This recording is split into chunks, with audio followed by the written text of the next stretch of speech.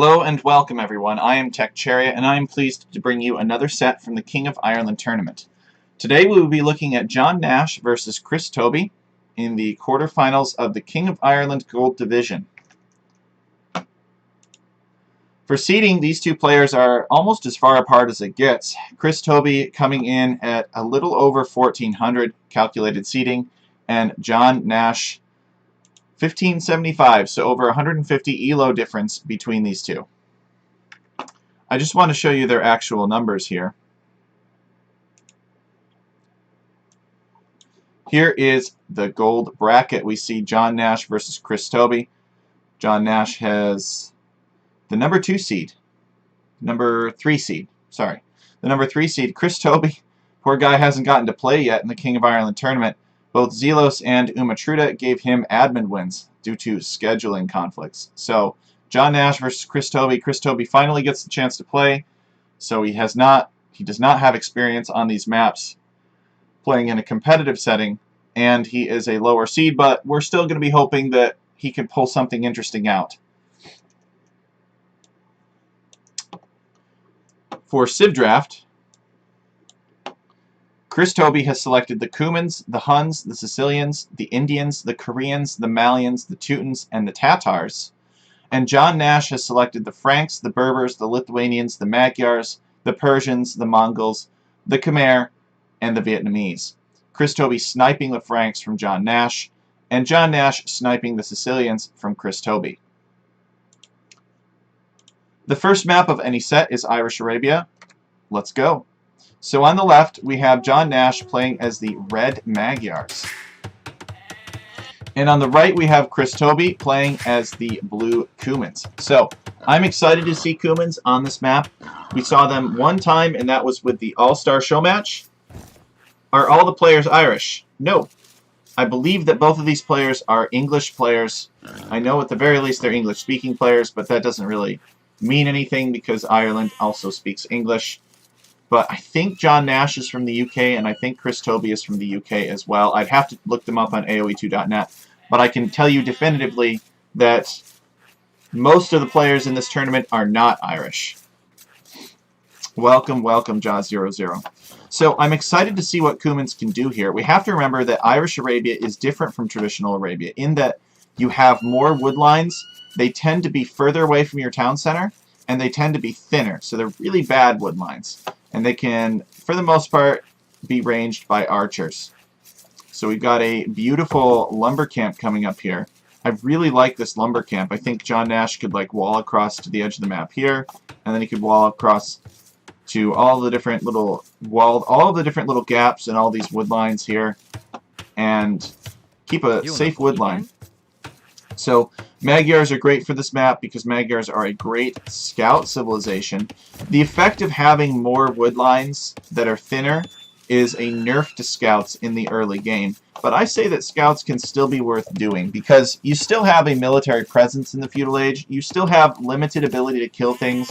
You still have some map control. You can still put your opponent on edge and massacre his villagers. And the scout's eco is very good. On top of that, this map is really, really open. I mean, look at these forests. They're so small, and there are not that many of them. Look at this space right here. It's like you fill an entire screen without a single wood line down here. So it's very open and easy to raid. Teching into scouts makes it easier to tech into light cav and even hussar later on in the game. So we'll have to follow that to see where it goes. But it's kind of interesting on this map. We've seen the extremes. We've seen people pick extreme archer civilizations like Mayans and Ethiopians are quite popular. But extreme scout civilizations like Berbers and Lithuanians are also quite popular. So it's kind of interesting to see that like nobody seems to pick middle of the road civilizations on this map. You know, civilizations that are maybe not necessarily the best at either scouts or archers, but maybe good for something else. We haven't seen a lot of Byzantines on this map. Haven't seen a lot of like Spanish on this map. Haven't seen a lot of Incas on this map, although we did see them one time. Mesosibs in general are not too popular except the Mayans. So let's take a look at how many JohnNash has on wood. So JohnNash has 4 on wood. So this is telling me JohnNash is planning in Fast Castle into Knights, probably. What we can tell from how many are on wood is that it is not Scouts. If you are going Scouts, you put 3 on wood, maybe 2. If you're doing some kind of insanely fast Scouts build, you only put 2 on wood. But he's got 4 here, so probably not Scouts. It'd be interesting to see what is in store. Maybe he's going to go FC, maybe he'll go Man-at-Arms and Archers or something like that, or Man-at-Arms and Towers. We just don't know. It's too early to say. And Chris Toby with 4 on wood as well. What I'm particularly interested in is, what is Chris Toby going to make of this map? Like, Cumans are so unpredictable, and I think they're very underrated on open maps. I know they're a terrible civ because they don't have good monks, but we have a Barracks Foundation. Oh boy, this is going to be spicy from Chris Toby. So Barracks coming up already. He does have a mill though, so it's not a pre-mill Barracks, but probably Man-at-Arms for him. Maybe a Drush, who knows? Maybe it's a post-mill Drush. But what I'm interested in is, you know, is Chris Toby going to build a ram? Is he going to build a siege workshop and make rams in the feudal age? Is it going to be all in feudal pressure? Is he going to go scouts? Is he going to go like three range archers immediately and do a tatty rush? Is he going to make a second town center? Cumans are kind of dangerous because they're unpredictable on this map. And JohnNash, did JohnNash scout that barracks? No, that is unfortunate. JohnNash missing that barracks.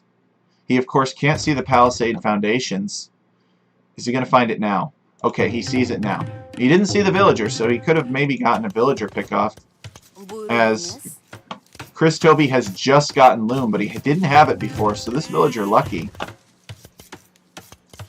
And we got Chris Toby coming up at sending 4 villagers forward. What is this?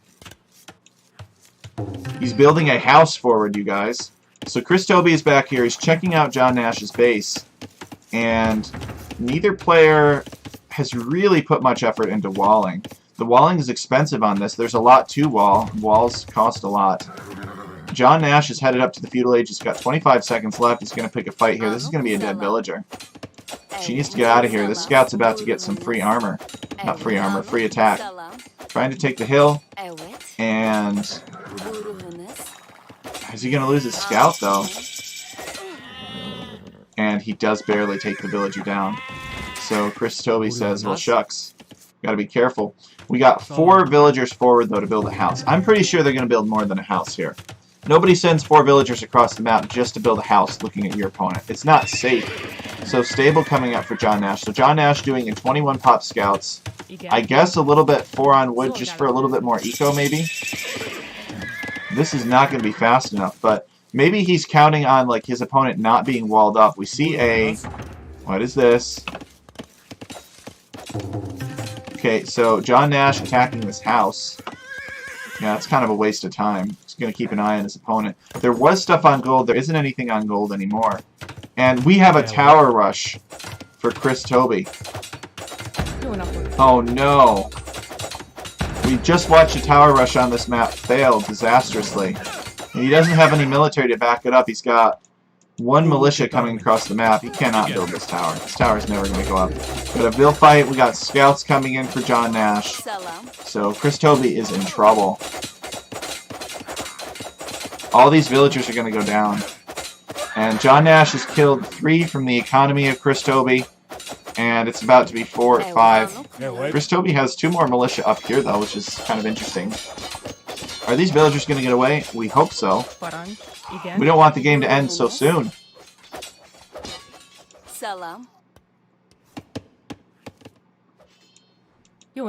Militia fighting there, so Chris Toby sacrificing his militia to let his villagers get away. And these villagers are going to escape. Now, if a wolf finds them, they are in big trouble.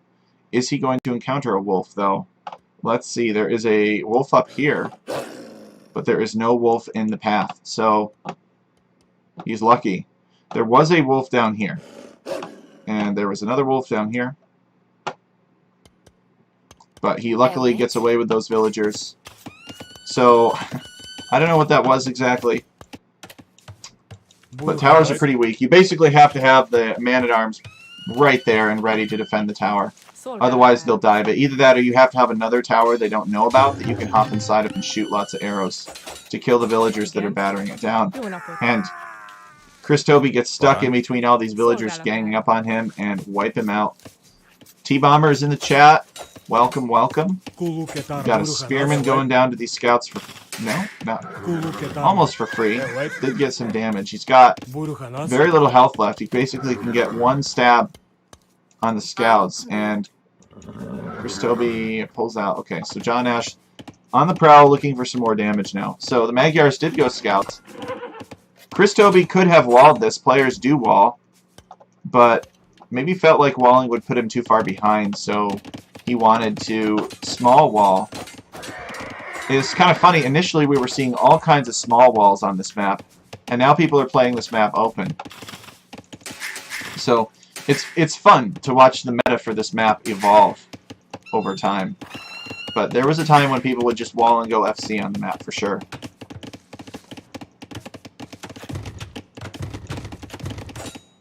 Okay, quick wall attempt here.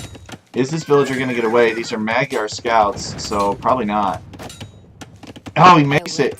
He bails on it. Should have finished him up. But he does have 2 low health scouts, so maybe he didn't want the town center. Oh, we've got an overchop here. Chris Toby should fight this, and then with one other villager, he should. Oh, she's going to go down.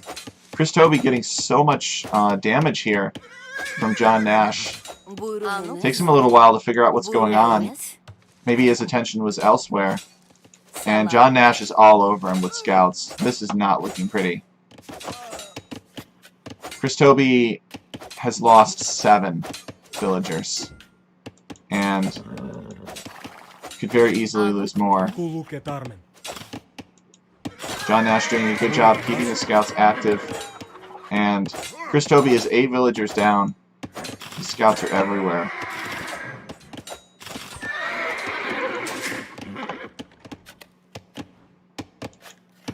Okay, just a couple more scouts for JohnNash. He's got one more scout in queue. He keeps making scouts. And... oh, he doinks the wrong villager. That's unfortunate. Have you ever... hey, Zerg, how's the game going? Well, this one's gotten pretty brutal for Chris Toby. JohnNash is all over him with scouts.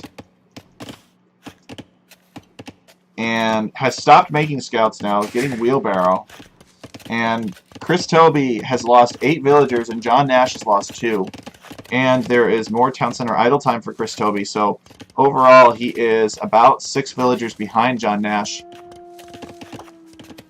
I would definitely use small trees or cube mod for those woodlines, 100%. We enjoy seeing the beauty of nature, but as a player I fully acknowledge that all of these useless plants and big trees, while they make the game beautiful, they do make it harder to play. And that should be a customizable setting when you're playing. You should actually be able to drag some kind of bar, and you can adjust the size of the trees. Wouldn't that be cool if you could like grab a bar and drag it across and adjust the size of the trees? And at the very bottom was like the tree just turns into a cube. And you could do the same thing with like the density of useless plants. Wouldn't that be cool? Zerg says, looks rough for blue, but JohnNash has lost a lot of food on the scouts. He has, but he's gotten value from it. He's killed 9 villagers. And JohnNash is the one that is headed to the Castle Age first. So Chris Toby did not build a second town center. I don't see how Chris Toby can win this one. But we'll have to watch. Yo! Yo, dude! Welcome. These trees suck. I don't know that they suck, they're beautiful, but like I said, DE should have an option to customize the appearance of these trees. So you can adjust the size with a scroll bar in the settings somewhere. I think that would be fair. It'd let us casters look at a beautiful... we'd have some nice scenic background to watch all the genocide through. These 2 scouts, so they've got low health, so Chris Toby isn't too worried about these 2 scouts. But what will worry Chris Toby is the fact that Castle Age is a minute away for JohnNash, and he has not even clicked up yet. He's trying to get there. He does not have anything on gold because JohnNash is kind of being annoying and camping this gold, going around trying to pick off low HP villagers, and there are a lot of them.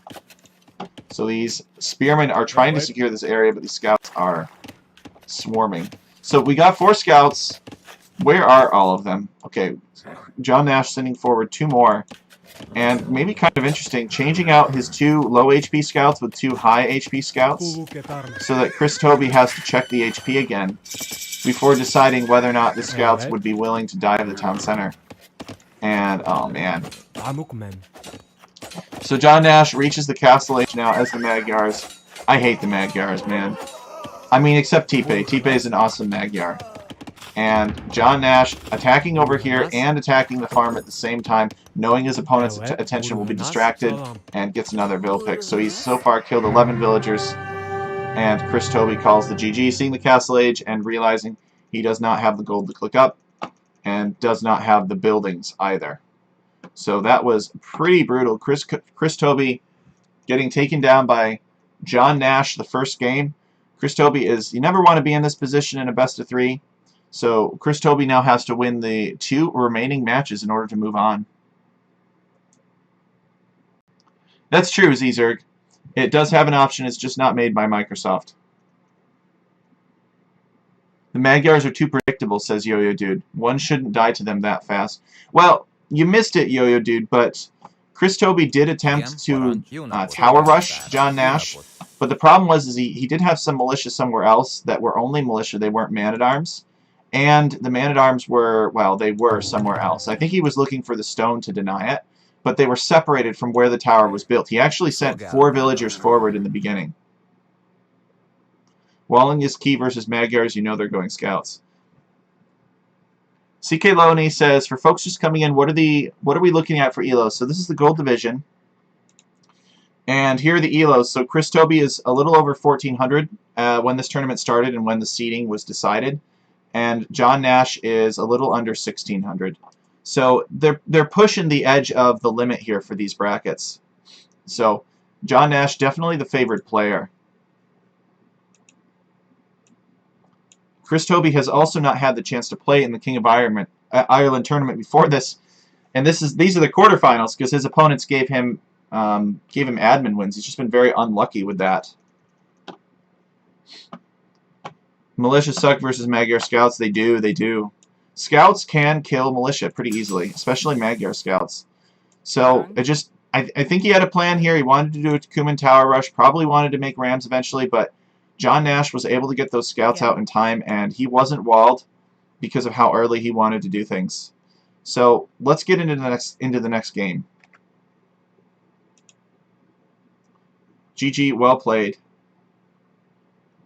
Might as well go TC drop. Yeah, we were talking about that. We were wondering, is he going to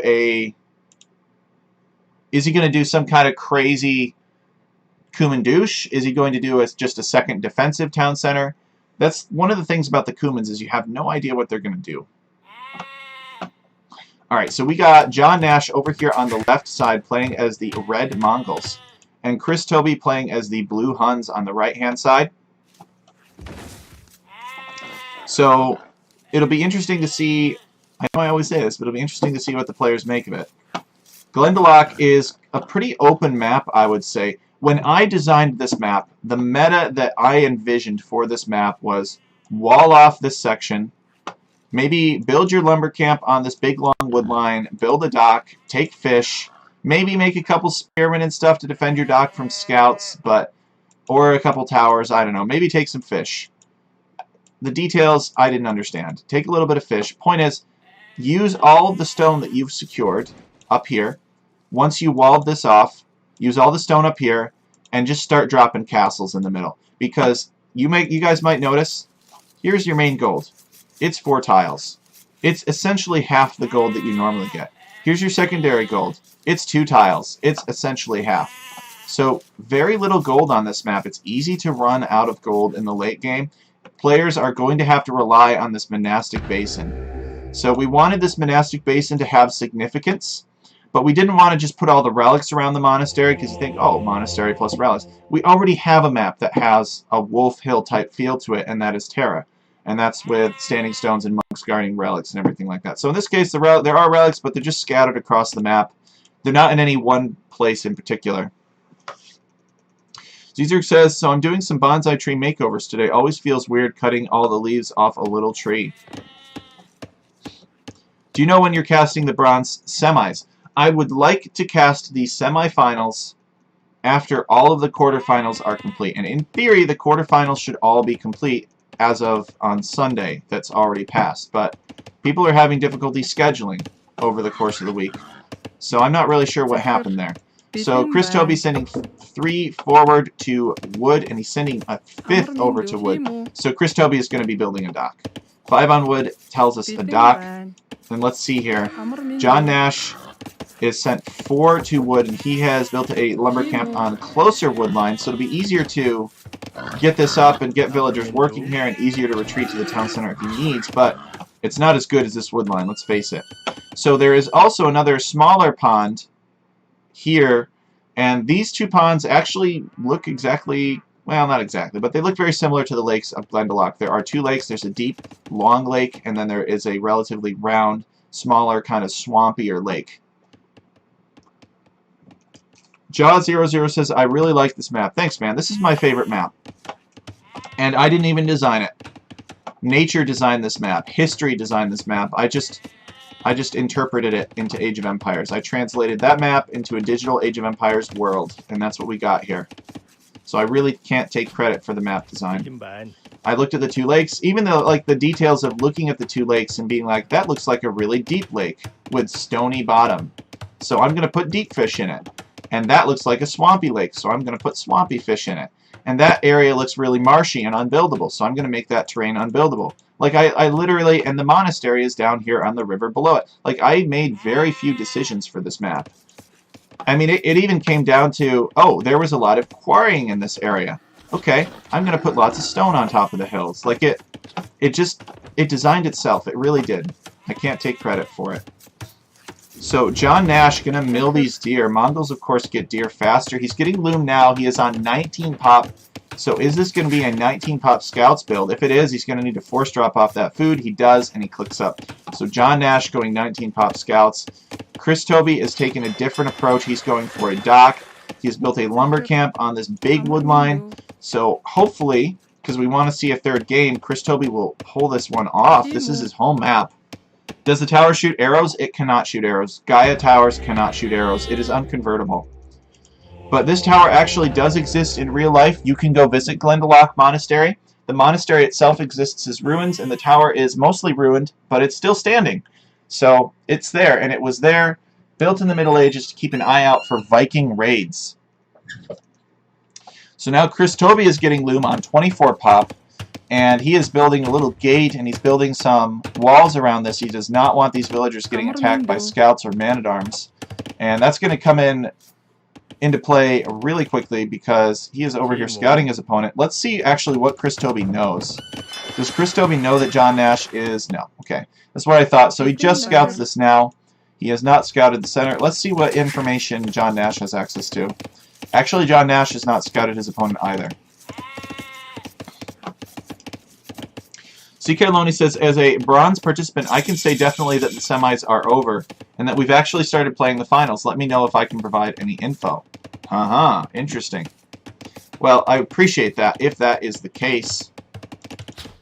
If that is indeed true, it is supposed to be true. And Chris Toby sees this uptime and says, let me get as much on wood as I'm ever going to need. Builds a 2nd lumber camp and builds another little pen. And even to mitigate the damage, look at this. He's got like a different cell over here. So even if the scouts get into one, they won't be able to get into both. He needs to not chop this wood here, though. And he needs to finish this palisade wall, because scouts could kill this pretty easily.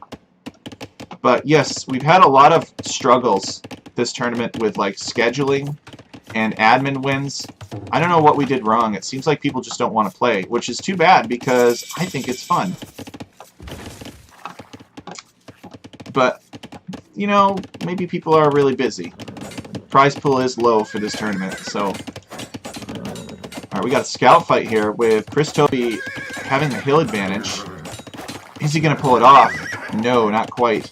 JohnNash wins that with 1 HP left on his scout. The scouts are already working on Chris Toby's defenses, and JohnNash says, alright, I need a tower to get in here. Is Okay, so is Chris Toby going to be able to see that tower? So if this tower were being built, I think he would be able to see it. So I think that's actually a little bit of a mistake. JohnNash should build the tower one tile back. They are terrified of Terra. You spelled Terra like Earth, Jaw00. It's just T-A-R-A.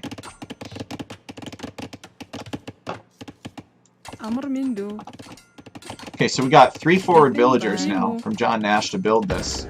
Chris Toby enjoying the food benefit. What's Chris Toby doing at home? Got a blacksmith and a range coming up, and we have another range over here, so he's planning on archers. Where's all of his food? Chris Toby just accumulating idle time because he can't keep his people fed. Now, does Chris Toby see this tower going up? Yes, he does. So Chris Toby knows that this tower is going up. He did get Spearmen out, and it looks like these Spearmen are going to try to deny this tower. That's not happening. Spearmen have terrible attack. But maybe he will send villagers around to batter it. No, he's building his own tower. So the plan is for these Spearmen to harass these tower builders and try to get his own tower up. He will have a hill advantage. This tower is up already, and he could lose some villagers to arrow fire before he's able to finish this tower. Is this tower blocking? Alright, that lady goes down, and they garrison in the tower. So now we have a tower war. Neither tower can really do any repairs, and JohnNash has killed 4 villagers from Chris Toby's... No, 3 villagers from Chris Toby. Guess I saw one go down here. I don't know where other villagers died. We must have missed that, Plebcaster. But Chris Toby just knows where JohnNash had a mill. He really does not have that much information about the map. But these Spearmen are going to be here. They're going to keep the villagers... Where did the villagers go, actually? Did JohnNash bail on this? Just said, alright, I got these villagers off of wood for a little while, killed one, I'm happy with the damage. It could be that that's what happened.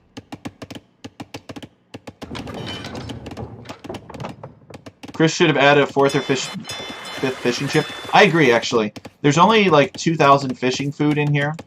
There's not a lot of food for fish, and he's already fished out a lot of it. But he's got the wood for it, you might as well. I don't know what he's saving it for. So Josh0 says, I don't know Ireland. Okay, so we've got some spearmen and some archers now coming across the map. Chris Toby still does not have fletching, though. That hurts. Needs fletching. Scout Cavalry is having a look around. So JohnNash is going to see this coming. He just scouted it. And let's look at it from JohnNash's point of view. JohnNash is not taking the good wood at all. He wants to take these really crappy trees here. And what's he going to do about this? Although Chris Toby is just attacking this house, which isn't really doing anything. So he's making more scouts, and the scouts are going to stage over here next to this lumber camp that he's going to build. And he has a couple of scouts out now looking for damage. He's got one guy here kind of watching the shorefish. Indians have been popular on this map because players like to send villagers forward to take these shorefish. It is quite a lot of food here. There is 21 times 200, so it's like 4,200 meat in here. But I've also seen players like really punish the villagers because it's so exposed. It's hard to wall. It's hard to defend. Okay, so we've got a little bit of an archer battle here. And by archer battle, I mean some archers killing a couple skirmishers. So JohnNash kind of on the back foot. I feel like JohnNash is really struggling for wood here. Because he is not on the big wood line. And I think he's maybe struggling for food a little bit because he's making food-heavy scouts. And he has not built a dock. Looks like he was in on the gold for Chris Toby. And he did get some villager kills. So Chris Toby with a lot more idle time. But somehow Chris Toby is tied for villagers. So is Chris Toby... He did kill one villager. I don't understand these numbers at all. He has more idle time. He has more deaths, and yet he's tied for Oh, right, it's counting fishing ships. These fishing ships are keeping Chris Toby in this game. Were it not for these fishing ships, Chris Toby would be like 10 villagers behind.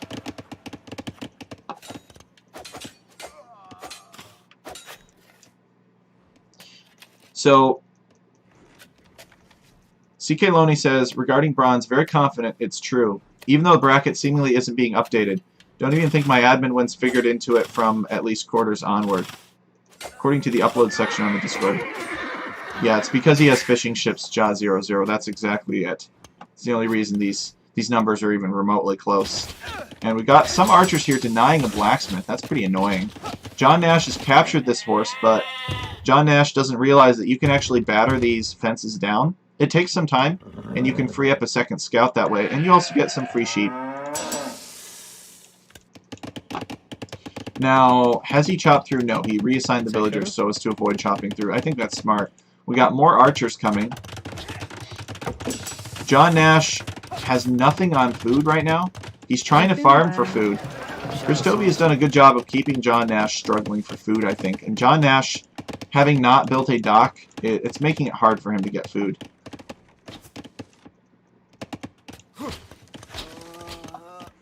I'm not sure what the plan was here for JohnNash. Maybe he just wanted to go standard scouts, just kill his opponent early, but his opponent had this big, beautiful woodline here, so it feels like the scouts couldn't really get the damage in, like 19-pop scouts. Maybe Christoby saw it coming and he sort of played it well, avoided taking the damage from those scouts. Okay, so JohnNash finally cleaning that up. I also think JohnNash had to make more scouts than he wanted to defend from this archer pressure. And he's throwing down a bunch of farms now. He has horse collar, so that's good for him. Christoby does not have horse collar, but he also doesn't have as many farms either. Christoby wants to go heavily on gold, and Christoby has clicked up, so this is telling me cavalry archers. For whatever reason, people are obsessed with cavalry archers. They're really not that good, in my opinion. But I would stonewall this, wall this off, and then just creep castles across the center, make pike siege, win. That's what I would do. But, you know, that is expensive, and maybe the players feel like I can just make cavalry archers, I can get, you know, 10 villager kills, I can get really ahead, and he'll just GG, and we won't have to have a big, long Imperial crawl. Yeah. JA00 says, I think Chris can win if he makes knights. He's not planning on making knights. He's making ranges because CA, and everybody loves them. So we got archers here. We have some skirmishers from JohnNash, but it's not enough. And JohnNash with an eco advantage now. He's killed 10, lost 1. So he's been doing a good job of keeping his villagers alive. And these fishing ships are the only thing that's allowed Christoby to make it this far. However, JohnNash is on his way up to the castle age now. If JohnNash can make some knights, he can clear this out.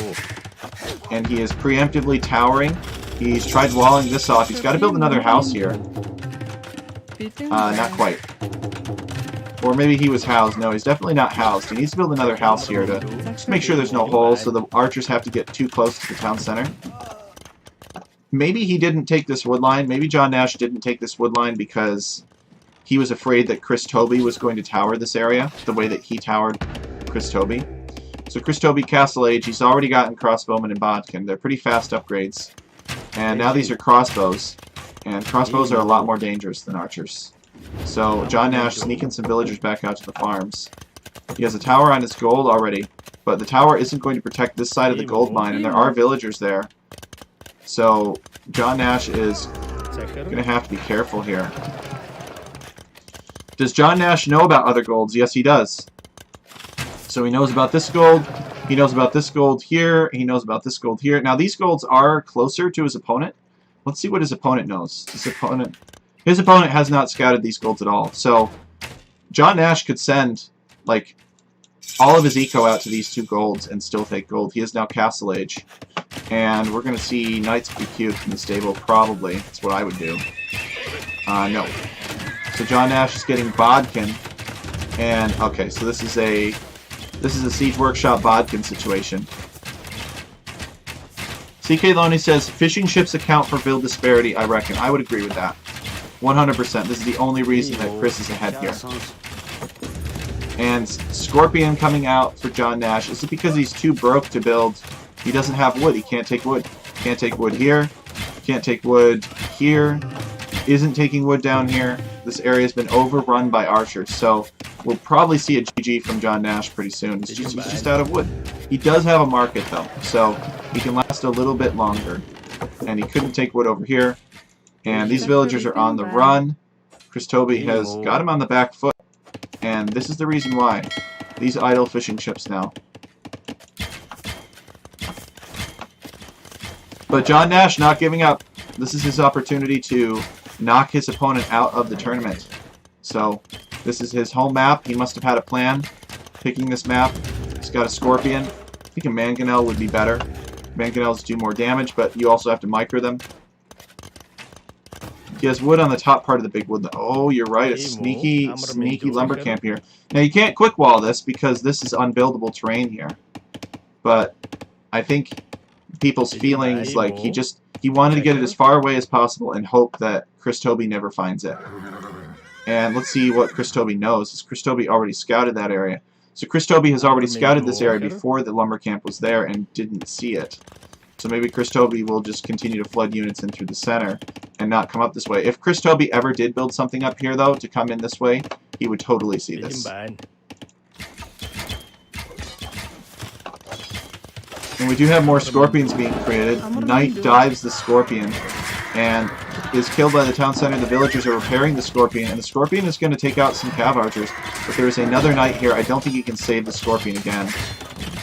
Maybe he can. Look at that repair reflex. That's pretty good. Taking down some Cav Archers. And Chris Toby has Cav Archers.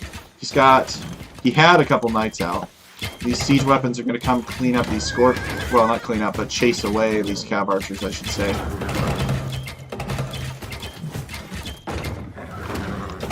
And mixing the Scorpions in to make the Mangonels a little bit more resistant, I think, just kind of support the Mangonels. The primary damage dealer, but these guys hit the Cav Archers when they micro against the Mangonels.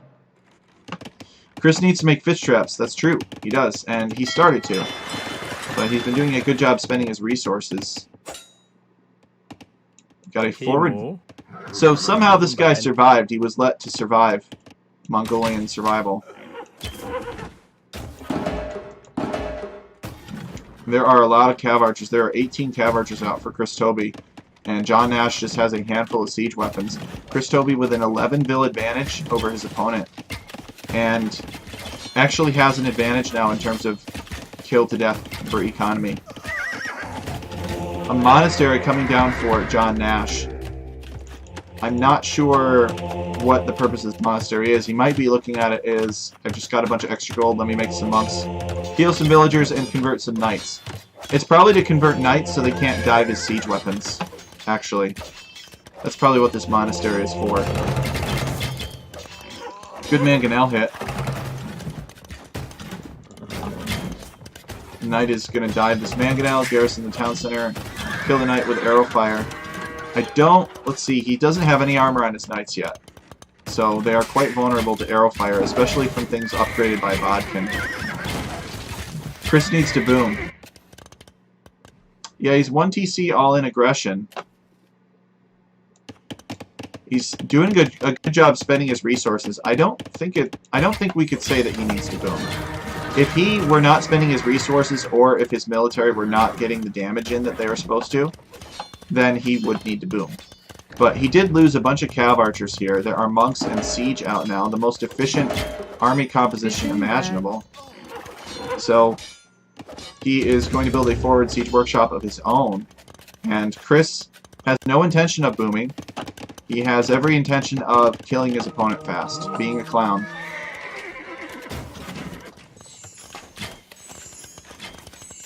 So, thankfully for JohnNash, his opponent has not scouted this.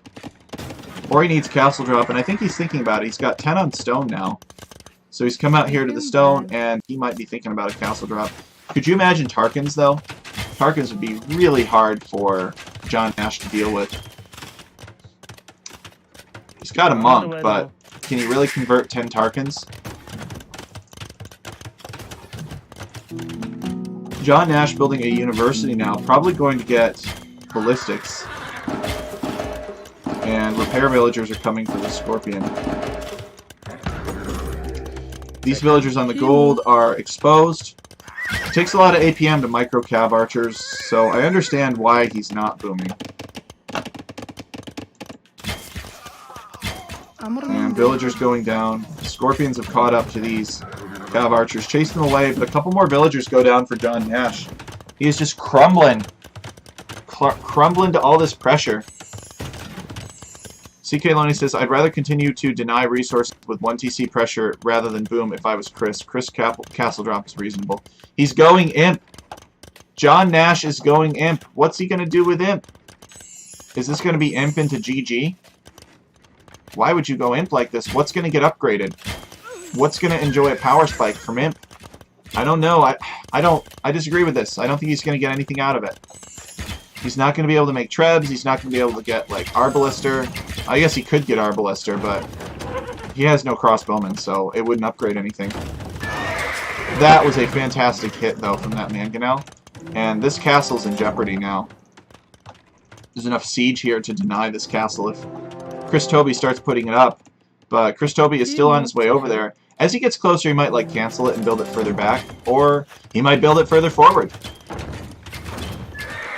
Might be imp into GG since he has no castle. More Cav Archers going down. JohnNash has a positive KD, but he's lost 24 villagers. Chris Toby playing this really well. I was really worried after the first game. I was like, oh no, Chris is going to get steamrolled, but because he hadn't played yet in the King of Ireland tournament, and JohnNash is like 170 elo above him.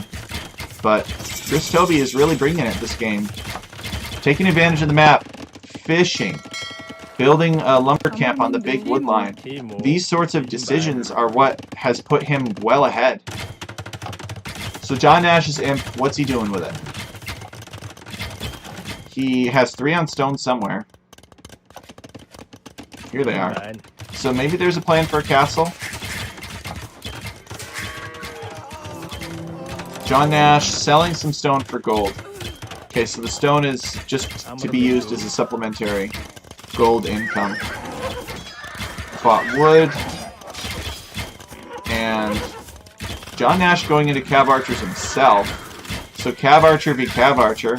Cheaper Cav Archers versus faster firing Cav Archers. And a couple siege weapons. And what the... I don't understand this TC at all. This TC is literally not on any important resources. And there's not even a lot of space around it to build farms. So I don't get it. So these Cav Archers are microing down. Nope. Alright, Scorpion's going to survive. We have a castle creep, though, from Chris Toby. So second castle drop. DCA trying to secure this area, but I don't think these villagers are going to get this up. So I guess there's a little bit of... There are some reads here. This is a failed castle drop from Chris Toby. Chris Toby looking for imp himself, selling wood for gold. He also has none on gold. So he's kind of run out of gold here. CA are pretty gold hungry. He's got this stone income here. And has he transitioned to another gold? Well, if he has, he mined it all out. So he's going to need to come take gold somewhere. So maybe Chris Toby isn't thinking about imp then. I always just love going imp after dropping a castle on someone, or just after getting imp, I'll drop a castle on somebody if they'll let me, and then make trebs and use the castle as a trebuchet platform. Knock down a bunch of buildings, because it's a lot of wood to rebuild all this. But he hasn't given up, he hasn't cancelled his foundation yet. So I think what JohnNash wants is he wants to take this stone and maybe drop a castle here. What's he going to do? No, he's just going to run from these Cav Archers. But JohnNash really needs a castle so that he can use his Imperial Age advantage to treb his opponent down. What is this? Okay, so Chris Toby has found these villagers now and has sent more to finish the castle.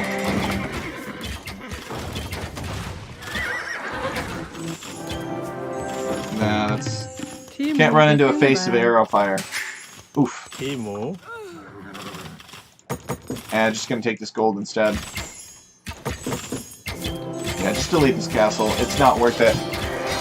And you have the stone to build another already. We've got knights, though, in Chris Toby, and these knights have upgrades. So Mangonel gets a good hit. These Cav Archers need to pull back. They're not going to.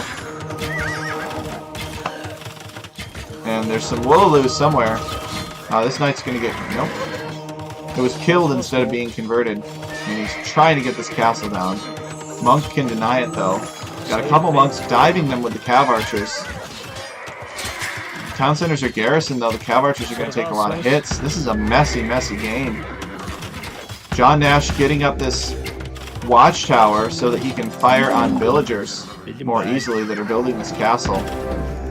Oh my goodness, this is so confusing. And Chris Toby finally gives up on it. Says, you know what, not worth it. I'm going in for myself. And he's just going to try to take this gold.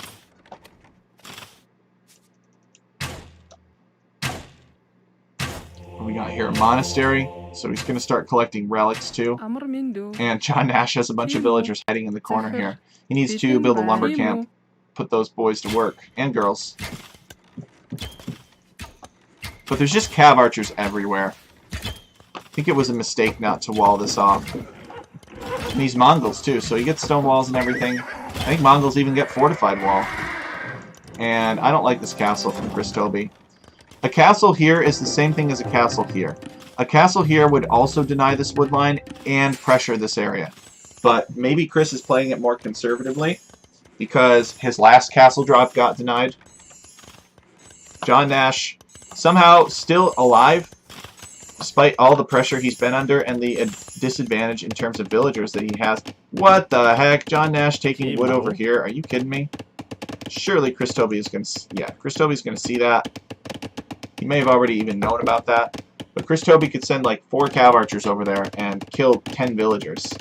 So Imperial Age for Chris Toby. Both players, I think, are really struggling for gold. Look, neither player has any on golds. They've been really good at denying each other's golds. And JohnNash finally getting this castle up. He's going to use it as a trebuchet platform to take out this castle. Once this castle is destroyed, he can take his gold again. Provided that he has enough military presence, which he does, but it can't be in this area because the castle's here right now. And Chris Toby has actually lost a lot of military attacking too. I mean, look at JohnNash's KD. It's like Chris Toby's lost an entire army of 40 cav archers trying to kill him. So JohnNash has done an excellent job, like, staying alive. I know I would have folded a long time ago. I didn't agree with the Imp. I still don't agree with the Imp. I think the Imp is part of the reason why he's so far behind. But hopefully he can at least use it now. He is taking stone, and players are selling lots of stone for gold. They're kind of recreating the quarrying aspect of this area. There was a lot of quarrying here. And is this castle going to be denied? Don't tell me this castle is denied. Oh, come on. You can finish this. Come on. Come on. He finishes it just as the villager dies. Oh man, that's some good luck for Chris Toby there. I don't think that's game deciding. Chris Toby is still allowing this to happen. Is JohnNash going to make a comeback? Chris Toby is getting chemistry now. Where are the trebuchets? Okay, we do have a trebuchet being created by JohnNash. He still has 0 on gold. Chris Toby has a trebuchet as well. Note, however, that Chris Toby's trebuchet is downhill.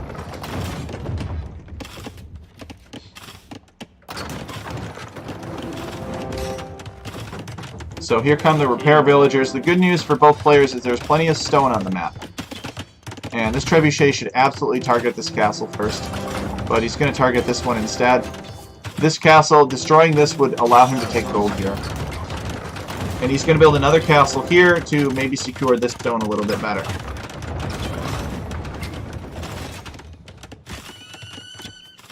So we got another castle foundation for Chris Toby. Again, I don't really know what this castle achieves that a castle right here doesn't. But maybe he's trying to sneak it up. And we have some relics, one relic captured by Chris Toby as he's building a second town center and a mining camp on this gold. So he's recognizing that this is where the gold is. I need to go get it. This is a very messy game. I love it. I mean, regardless of whether or not JohnNash wins this game, he deserves some love from you guys for staying alive through all this Hunnic pressure. This is insane. Alright, so this castle finally goes down. Chris Toby at a hill disadvantage, getting husbandry. Let's take a look at their villager counts. Chris Toby is only ahead by 6 villagers now. JohnNash keeping the town center working, although his idle time is quite high. He's got a single town center. And what? JohnNash tower rushing Chris Toby's stone? What is this? No, this is just a tower rush of nothing. There's no gold left here, but I guess he decided to go through with it anyway. They're light cav. They're going to camp the base of this tower. JohnNash is also taking Chris Toby's stone, which I'm not really sure why Chris Toby is allowing this to happen. But Chris Toby is going to lose this castle, and JohnNash is probably going to keep this castle alive. Are these villagers going forward to repair the trebuchets? Oh, tell me you're going to at least get this castle. Come on, get the castle. So only one trebuchet attacking these 2 trebuchets. And Hunnic trebuchets are more accurate. So JohnNash can repair this castle for days. He has enough villagers given the hill disadvantage that the attacking trebuchets are on. And these trebuchets just need to withdraw. If he's not going to commit to destroying this castle, which he can't now, he should pull them back here to defend this castle. So he's got 2 relics now, and JohnNash has just got eco all over the map that Chris Toby could find and kill, but he just isn't. So that goes down. Chris Toby has gone into light cav. I'm not sure what the plan is. These light cav do have the final armor upgrade. We saw that come in earlier for Chris Toby. So I don't know what Chris Toby's plan is. He's got a lumber camp here, so he's going to take wood here. And the Treb is going to go down. There's a Mangadai here to help out. Mangadai will take this Treb down slowly. Mangadai, of course, get bonus damage against siege weapons. And we got a monk moving. And we have a very ambitious castle drop from JohnNash. Is JohnNash going to make a comeback, you guys? Let me know what you think. It's 69 to 61 villagers. And the only reason that Chris Toby is ahead is because of those fishing ships and his decision to take the big wood line. And we had a light cav. Okay, so we got light cav on the prowl. Okay, so Chris Toby finally finds this, decides to deny it. He should see these villagers coming forward, maybe. I don't know. Alright, we got some villagers moving out. Alright, looks like, yes, he does know about it. He knows these villagers are going somewhere. And they're builders. Jaw00 says, I think it will come down to Hussar spam. I believe. Let's go, Chris, says T-Bomber. So T-Bomber is rooting for the underdog here, Chris. Chris was defeated by JohnNash in the first game. And it looked like he had a good lead. And he does have some light cap raids now. But it seems like JohnNash has been making a comeback. He's building castles. He's securing sections of the map. He's trebbing down Chris Toby's castle as Hussar comes in for Chris Toby. His Hussar don't have any attack raids. And all of these have been cleaned up. He's only got 8 military, 8 Hussar on the field, and 5 crossbowmen. And to be fair, JohnNash has 4 Mangadai, a Cav Archer, and a Scout Cavalry.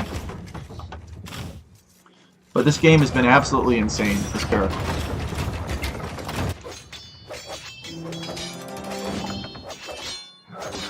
Okay, this castle was discovered and denied by Chris Toby. This mining camp. So it looks like JohnNash was, like, built a range here, was taking some gold, and then decided to build a castle to secure this gold. And one villager building this castle now. Don't ask me how he quick-walled himself in there, I'm not sure. And Chris Toby should build a tower here and deny this castle that's just one villager, but maybe it feels like he doesn't have time. So he's going to build this other castle downhill again. Chris Toby and his downhill castles. These villagers are way too close to the castle, though. They're going to die. He needs to build it from the other side. Don't tell me he loses all these villagers, though. So Chris Toby does have a significant villager lead now. He has been raiding JohnNash. Got Hussar up here, and he's going to be able to find this stone. We saw this happen before, too, where like it was Indians versus Bulgarians. And it was Ben-Gudi versus Shikso, I think, in one of the early rounds of the Platinum League.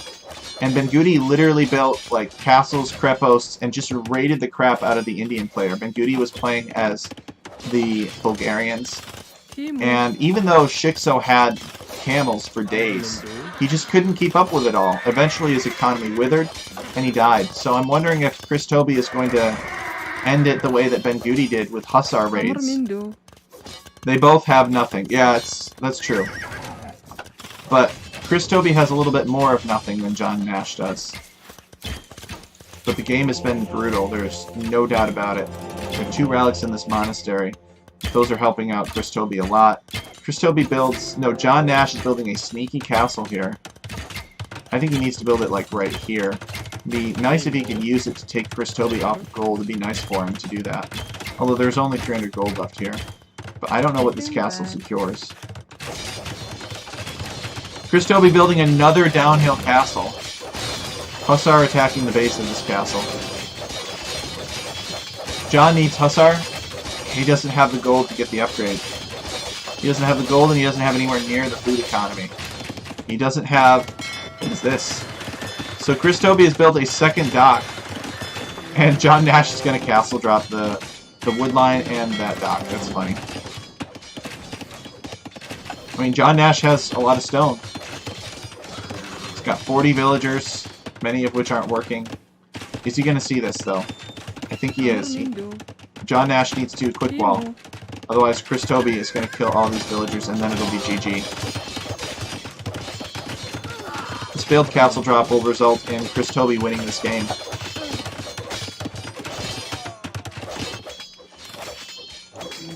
JohnNash has castles all over the place, but they aren't doing him anything. There's too much Hussar spam, like Jaw00 said. And now JohnNash with 20 villagers.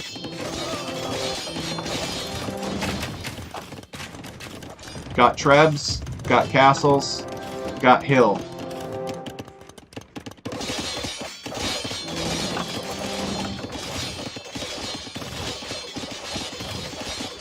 After he stabilized with the Trebs, he needed to do tech into Hussar and do defensive castles. Agreed. Instead of building castle drops. Castle drop when you're behind something like this, and no disrespect. But how many low elo legends videos have we seen where some player feels like they're behind and they drop a castle so that they'll win the game? It's just on a map this open, you got to take your opponent's ability to raid you seriously. And I think that was kind of a misplay. I do think there was a window where JohnNash could have won. Having said that, he's obviously a much better player than I am, so I mean no disrespect.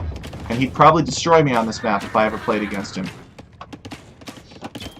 But it does look like Chris is going to win this because of some mistakes that JohnNash made. He never went to this big wood line to make his chopping more efficient.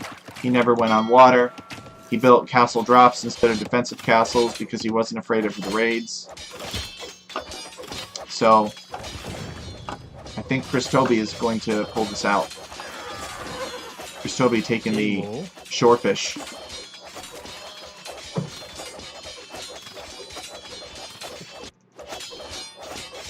Chris Toby at 69 villagers to JohnNash's 20. And what's the plan here? There's some Mangadai Castle. These Hussar are enough now that they're just going to dive the trebuchets. Nope. Is he going to kill the villagers or dive the trebs? Okay, he's going to dive the trebs first. Surely JohnNash will call the GG now. Got 7 military, 20 villagers.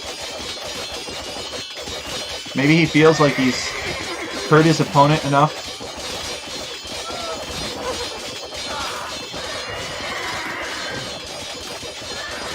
JohnNash getting murder hulls. Get these Hussars off of his castles. 15 villagers for JohnNash, and he does not have the ability to make more. At least not until he buys some food. Looks like he did that. Or he had a couple on food somewhere. I don't know where his villagers are taking. I guess it's got one here. Got some lumberjacks here.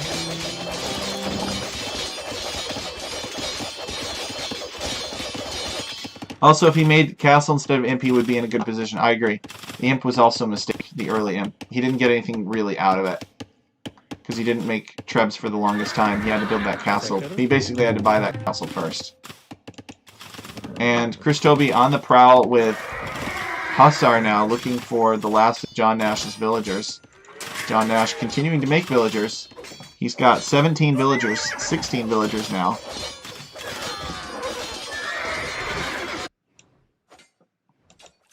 Some Mangadai out. If these Mangadai find Christobi's villagers, though, he could get a bunch of free kills.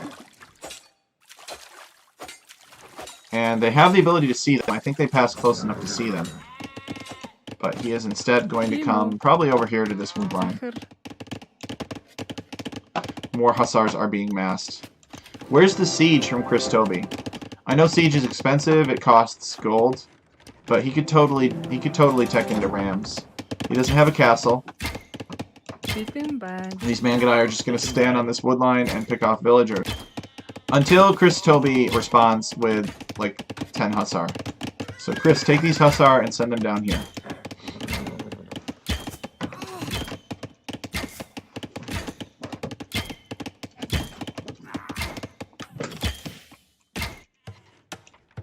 Alright, here we go. Siege workshops, finally. And Christobi has some villagers to protect it, or some Hussar to protect it. Villagers to build it, Hussar to protect it. A villager to build it. JohnNash attempting to build a house out here to give himself some vision, probably, of this area. Now knows what's going on over here. Finds out the hard way. Let's have some Mangadai. Sending his villagers back to gold. Is this going to be the first match where somebody has to win by defeating the other player? Like, there's no resignation. I wonder.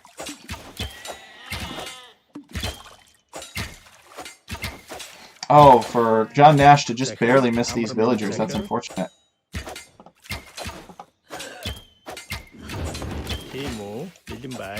Okay, 2 villagers go down for Christobi. A couple more. More stables. And ram is being researched. Where did all the gold go? I guess he built a couple rams, but it still seems like he had more gold than that. Didn't he have 500 gold in the bank? Christobi selling wood for some more gold, and what's he going to spend it on? Tell me he's building more rams. That would be pretty cool. Okay, Hussar came down here and cleaned something up. And did he ever resolve this? He just brought his villagers back to the town center. I'm not sure. Monk coming to steal these relics for JohnNash. It's clever. Got a cav here guarding it. Keeping an eye on it. And the rams are on their way. There are Mangadai over here too. There's a big group of Hussar here. So these Hussar should support these rams. Don't let these Mangadai pick them off.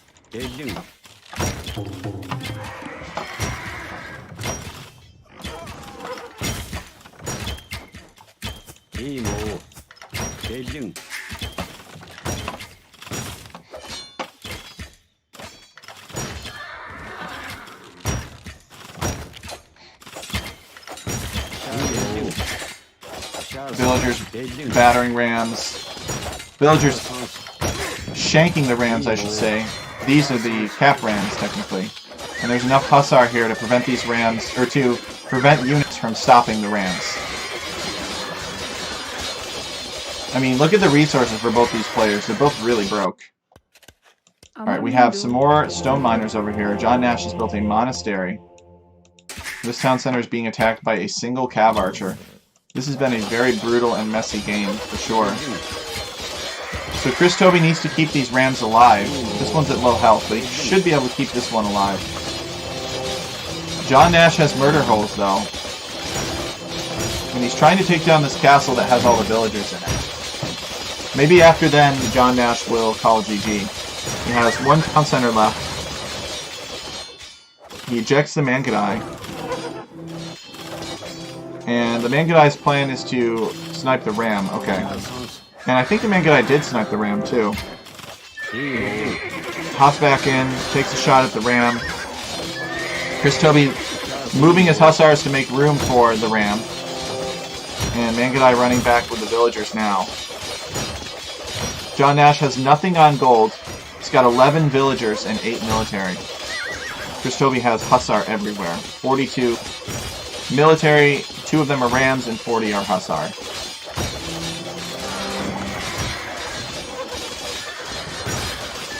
JohnNash pretty much completely idle except for these villagers in the corner mining stone.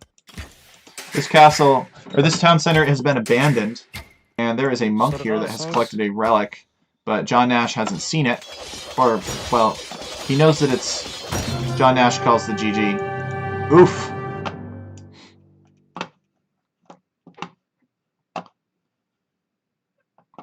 Ben Goody is here. Ben Goody says, I wonder if John is taking a moment to calm down after the loss. Only reason I can think of to not resign. I agree. This is pretty GG.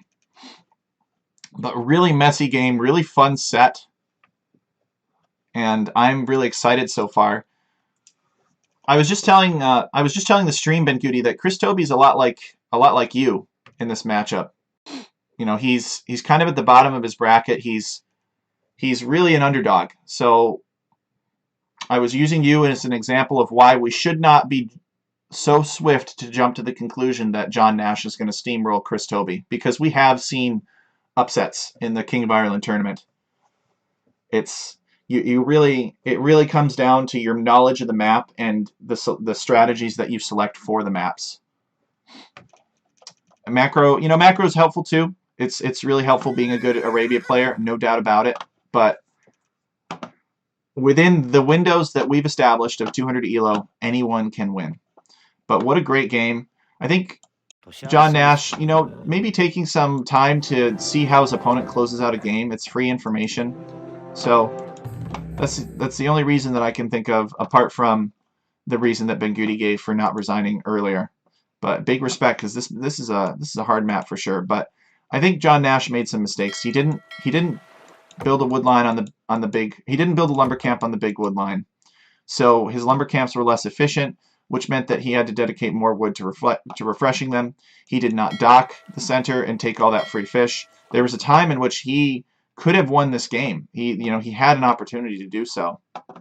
He also did not try to wall off this area up here to prevent raids. He knew that there were cav archers everywhere and made cav archers of his own and siege to make of his own. He also went imp, but for the first 5 to 10 minutes of his Imperial Age, he did not do anything with it. He didn't make trebs out of a castle, nor did he get any technologies that are exclusive to Imperial Age. So Christobi definitely understanding the map a little bit better, and that's why he was able to pull out the win here. So GG's, we're now all tied up, and we're looking forward to seeing the final game for these players. And it is Tullyhoe. So let's hop right into it. I've only got 2 hours left before Yo-Yo Dude goes live, and I need to make sure I don't interfere with him. So in the bottom here, we have JohnNash playing as the Red Persians. And in the top, we have Christobi playing as the Blue Teutons. So neither player has deleted their yurt right away. The yurt, of course, costs you money. It's 10 population space, and it's jokingly been referred to as the yurt that was designed to recreate the Irish rent crisis, being charged exorbitant amounts of money to live in squalor. So you can delete this yurt, but you'll be mega housed when your town center goes up, and both players start with exactly 275 wood. So Christobi getting his town center up here as the Teutons, and JohnNash has his town center up as well. So you want to get 3 houses down as quickly as possible so that you can delete this yurt and pocket the gold. You'll see that both players are draining gold. Yo-Yo Dude, yes, he's a member of our clan, Ben Goody. Or my clan. You're part of Plateau. But Yo-Yo Dude and I are clanmates. And he streams at 5:30.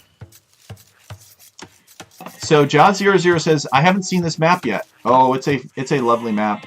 It recreates Tullyhoe Fort in Northern Ireland. It was the coronation site for the chieftains of the O'Neill clan. And you could actually go there today. There is a circle of beautiful trees at the top of a clear hill. This hill is a little bit more closed because we needed a little bit more closed of a map. We had a lot of open maps. And we've got wood lines here that correspond to the grid-shaped pattern of wood lines in Ireland. And most of the gold is in the center. It's a gold rush style map. Let's see how much we got here. 413 and 1,066, so it's a little bit random here how much gold there's going to be.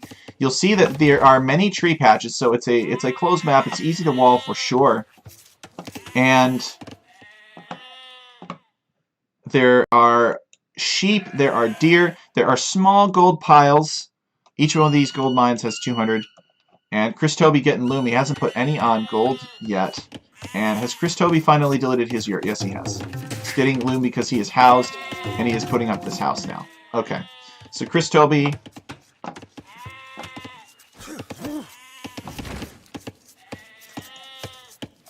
Okay. JohnNash still taking deer. The map is a little bit more closed. What else was I going to say? Ah, yes, of course. Stop distracting me, chat. So this, relics in the corner. You don't know. You can't see. Because this is a solid wood line here, and you have to chop through it to get to the relics. Or it could be stone. There are no relics and no stone in the main portion of the arena, if you will. So, you can't see. If you pick Mongols, even Mongolian scouts can't see. If you are in Feudal Age and get Town Watch or have free Town Watch because you're Byzantines, you still can't see. So, the only way I think that you could see what's back here is if you are Ethiopians or allied with the Ethiopians and you build a tower or an outpost here and get Town Watch. Then you'll be able to see. But otherwise, you just got to chop through to get to the goodies. Chris Toby has not chopped through to get to the goodies. And JohnNash has not built a lumber camp yet. He built his town center on a wood line, which is, I think, better for Land Nomad. So, Teutons. Why Teutons on this map? Or your Burmese. That is true, Ben Goody. People have said that Burmese are a great pick for this map because you get to see where the relics are for free. And of course, Burmese also have the free wood chopping bonuses, so they could chop through to those relics faster, or to the stone faster. But I have yet to see Burmese on this map. So Chris Toby is going Feudal Age on 21 pop, and he is the Teutons. He is getting his barracks down now, so maybe this is a scout build from Chris Toby. Meanwhile, JohnNash is heavily on gold, and he is clicked up to the Feudal Age now on 24 pop. So neither player has a scout, and JohnNash is scouting with sheep, of course. He does not know where Chris Toby is, and Chris Toby, I don't think he knows where JohnNash is, but we'll see. So he might build a militia just to scout with, but we'll have to keep an eye on that.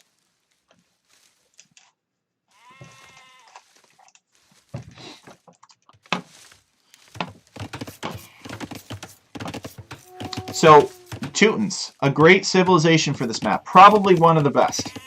And I say that because Teutons are fantastic with pike siege pushes. Teutons are a slow but powerful civ, and this map is easy to wall.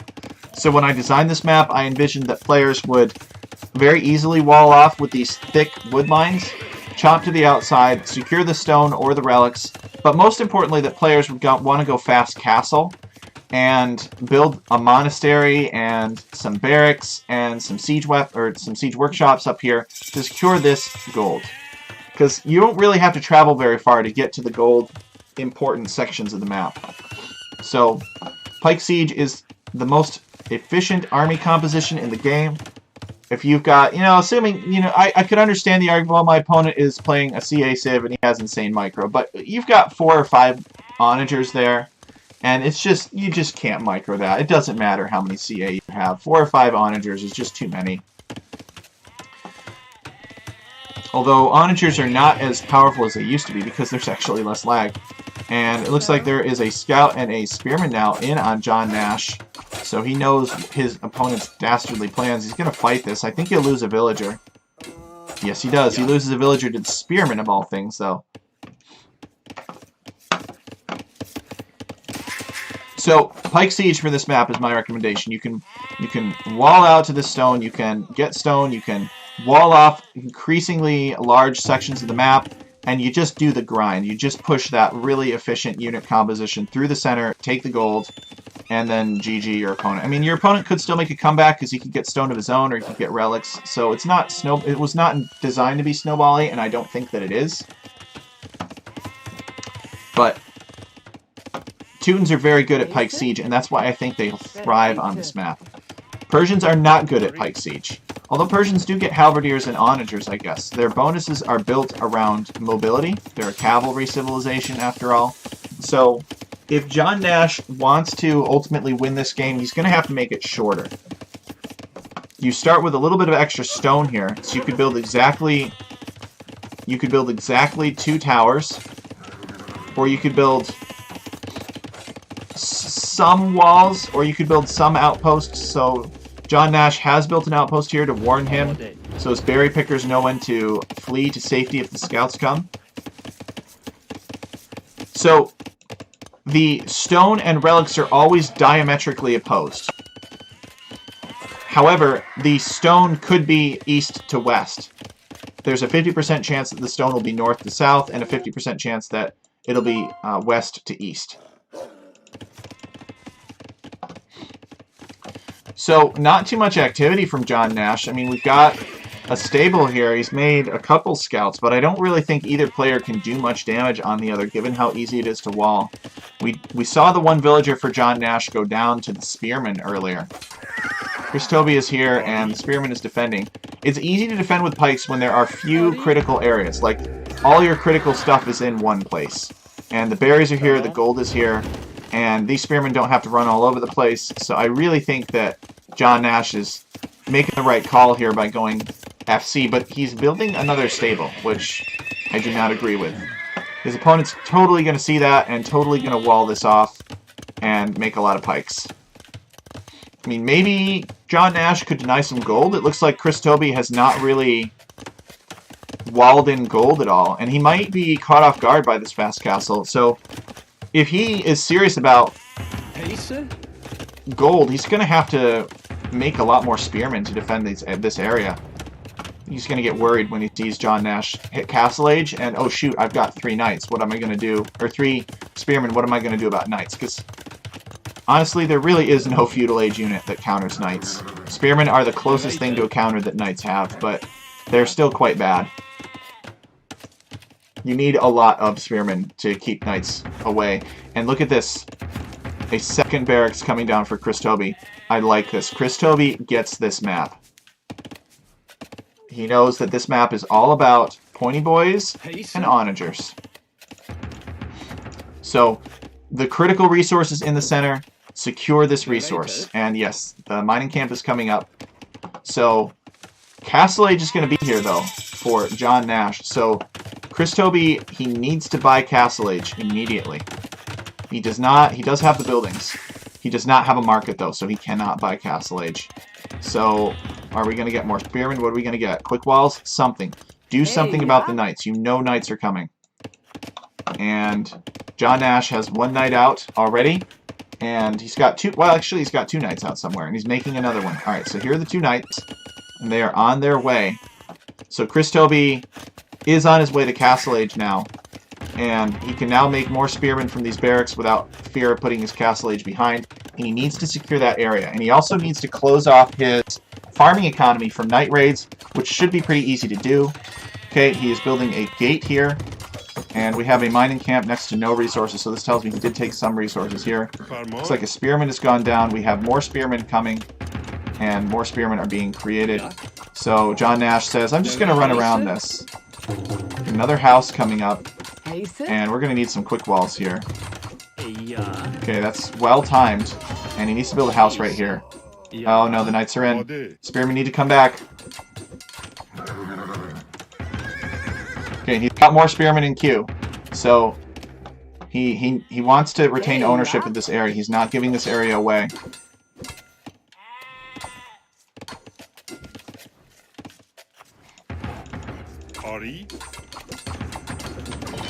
So immediately a second town center too from JohnNash. JohnNash has not built a town center on the gold. We sometimes see players do that. Where is JohnNash taking this gold? He's done a good job of taking map control out. Alright, he's taking gold here.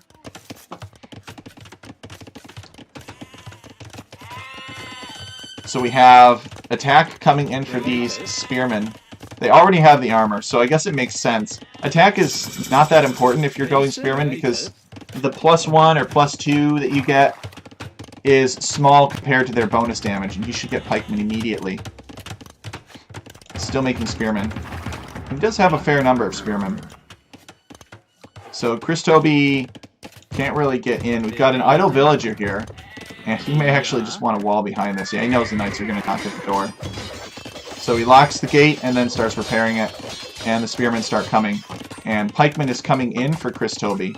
And we have a siege workshop making scorpions. So Chris Toby is going to need to respond with a siege workshop and mangonels of his own. Let's see if he does that. He does have pikemen out now. And I disagree with his choice to farm here. But I do understand he has nowhere else to farm, basically. But he could start, like, walling off additional sections of map and then building the farms back there. Because this is super exposed and easy to raid. So we're getting the armor, we're getting squires, and maybe he's just got enough pikemen that he doesn't care. These knights do not have... I'm trying to select a knight. Here we go. They do not have +2. So they have no attack and they only have the first armor. And Chris Toby's going to kind of take advantage of the fact that there is not enough scorpion mass here. Scorpions have to withdraw back to the town center.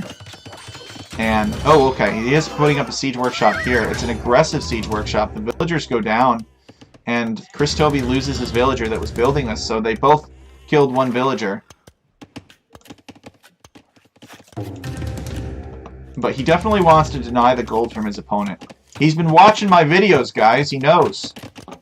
He knows that if his opponent just takes the gold that's scattered across the map, it's just not going to cut it. This is the area you want. It's like Gold Rush. Except a little bit more wallable, I would say. Pikeman dodging the scorpion bolts. And he sent another villager to finish this. Got more pikemen working on this scorpion here. And these pikemen take down another knight, but there's a repair villager. And pikemen are so terrible against scorpions. This villager's probably going to be able to repair it faster than the pikemen can kill it. Scorpion backed up against a gold mine and against a range. And we've got archers starting to come out. So JohnNash wants to go archers and knights, more meta build here.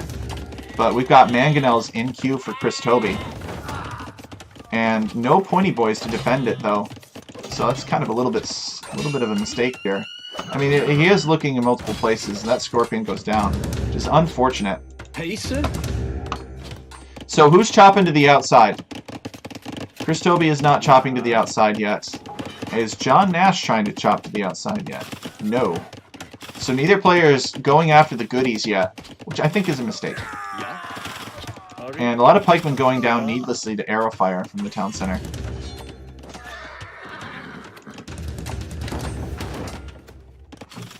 Okay, another mangonel out. The mangonel gather point is set such that the mangonel comes forward and attacks this mill and tells JohnNash whenever a new mangonel is created. So he's going to get this mangonel with his knight for free too. Nope, bails on it. Decides to kill the villager. Oh, now he's surrounded by pikes. Oh, the greed. He could have had the mangonel. Alright.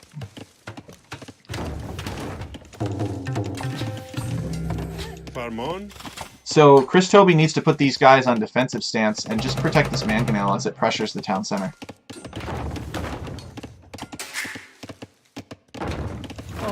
Don't worry about her. So we have some light cav here. JohnNash looking for a raid.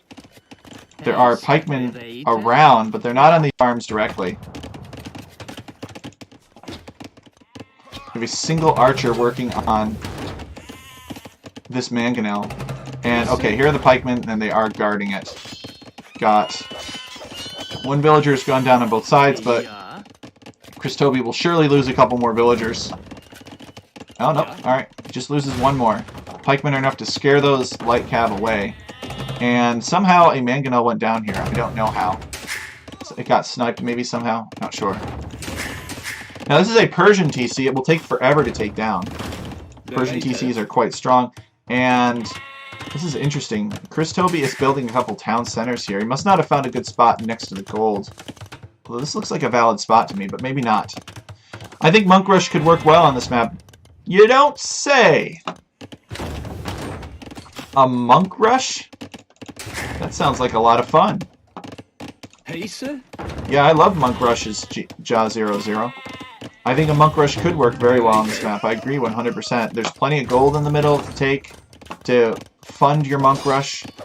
And, uh-oh.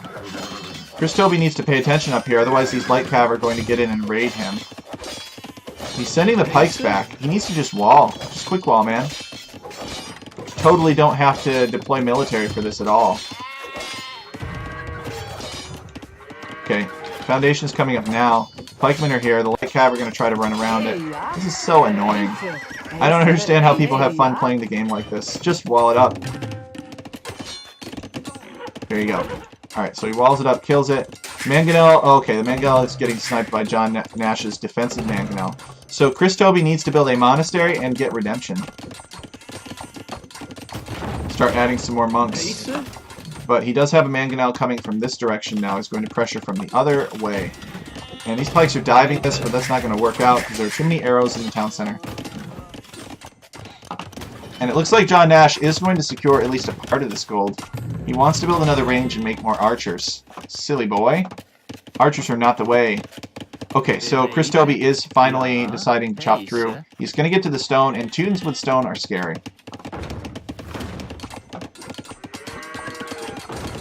However, JohnNash is also chopping through, so both players are going after the stone. Cavalry armor coming in for Christobi, so he might want to sprinkle a couple knights in here. He does have a knight raiding. Both players are still raiding each other.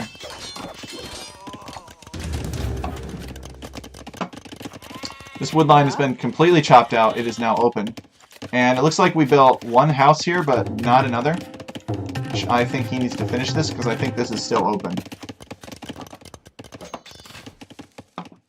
Okay, some knights to snipe the Mangonels, but they just get killed by the pikemen. So the pikemen are doing their job protecting the Mangonels.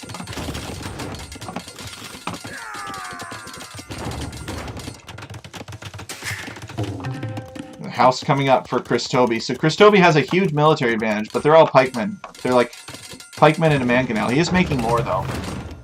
Where are the Mangonels being made? Here? Alright, he's going to have to be careful that the knights don't come in here, and JohnNash does have vision this way, so he'll be able to spot an unprotected Mangonel. And JohnNash making a defensive Mangonel and scaring that away. Christobi teching into Arson. Love it.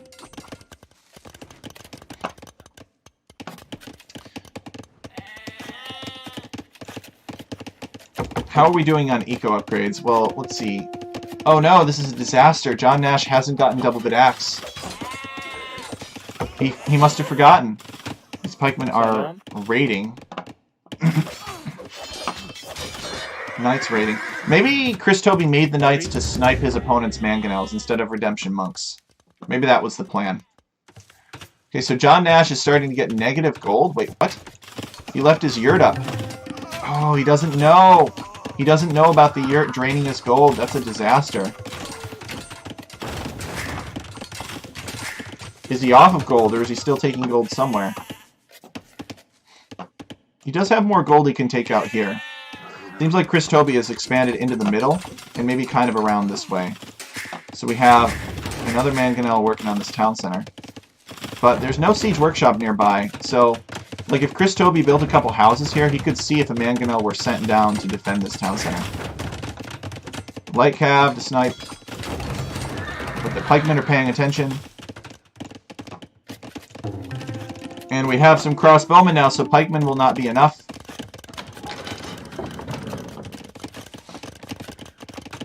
Light cav here, they're surely going to kill these farmers. However, Christobi does have some knights here, which should kill everything.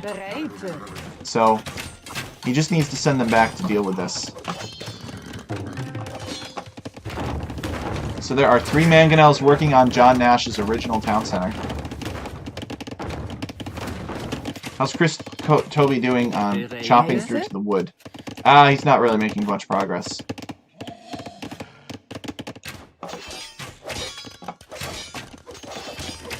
Okay, villager count is 71 to 83. Christobi has much less idle time than JohnNash does. There's a little bit of raiding coming on, but these Teutonic Knights are going to clear that up. So JohnNash expanding, building farming eco back here. And it looks like he had a Still not able to finish off these mangonels. These pikemen are suiciding into the town center. There's one left, two left. Oh, that mangonel still goes down.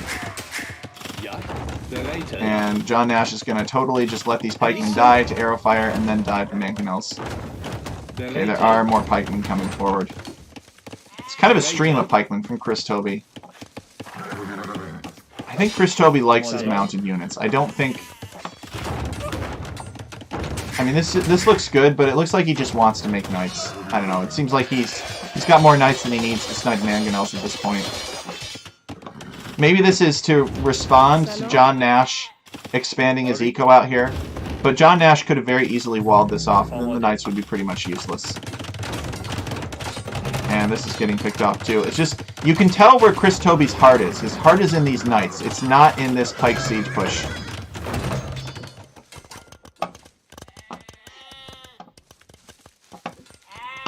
But taking the center with pikes and siege has put Chris Toby in a great spot.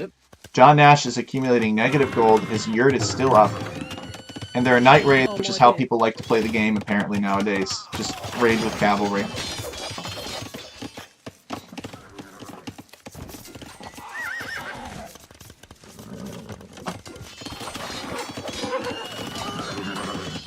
Okay, we got more mangonel, another mangonel rolling forward. So he is, to his credit, he is keeping up the production, and he's building another barracks over here. How is JohnNash doing at chopping? Still not quite there. So JohnNash is making stables. So what's camels maybe? Camels to deal with these knights, but he has no gold. Why would does anybody understand the stables? Help me understand. I seriously don't mean this to be disrespectful. I don't get the stables. Maybe he might know about this gold over here. No, he doesn't even know about that gold. He does know about these golds over here, so maybe he's going to take the gold that he needs to make camels. But don't tell me that these stables are for light cav and raiding. Because raiding is not how you win on this map.